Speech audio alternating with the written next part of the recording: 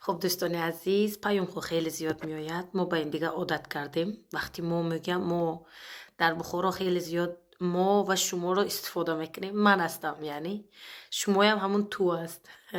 خب یک کسی نوشته کرده است که امروز هم یک چند روز پیش یک نفر دیگه نوشته کرده بود که خواهر جان شاید پیروان شما یک کمینش ما باشیم. دوست داریم چیزا خیلی خوب موضوع خوب گپ میزنید که بسیار جالب است. برای شما گفتنی هستم که نه اینطور نیست. خب من دیگر صحیفه هم دارم، نامش تاریخ و فرهنگ بود. خیلی زیاد بیننده داشتیم، اون به زیاد فعال نیستم و نام اون را به زرافشان فلو تغییر داده بودم. خب در اونجا ما خیلی زیاد من یعنی موضوع های فرهنگ تاجیکان آسیایی میانه را پخش کرده میرفتم که باید با یکی دیگر شناس شویم. به این معنا بود. و درست است خیلی زیاد فالوورم دارد اون دیگر صحیفه، پیروانم زیاد دارند، منم میشناسنم. اما به خاطری که در فیسبوک اون وابسته با هم بود، اون فیسبوک دیگر هم بسته شد. نمیدارم به خاطر چی مقصد. من وقتم رو همتون نمیگذرانم، وقت زیادم برای اون چیزا ندارم.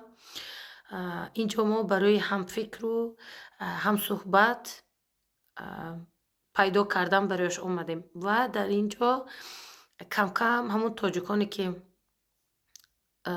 چی میگن اتفاق تاجیکان را میخواهند جمع میشوند.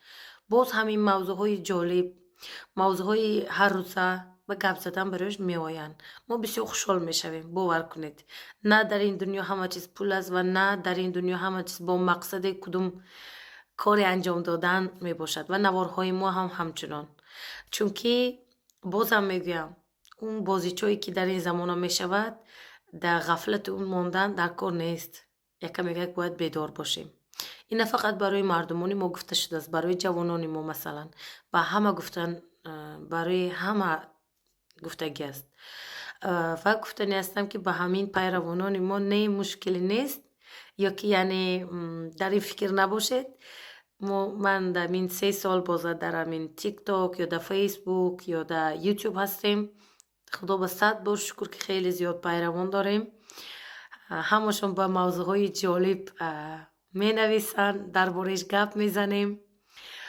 آیسته آیسته چندین کس که گپ زدیم در زوم برآمده گپ می زنیم. نصیب باشه خدا خواهد، ما خدا خواهد میگیم.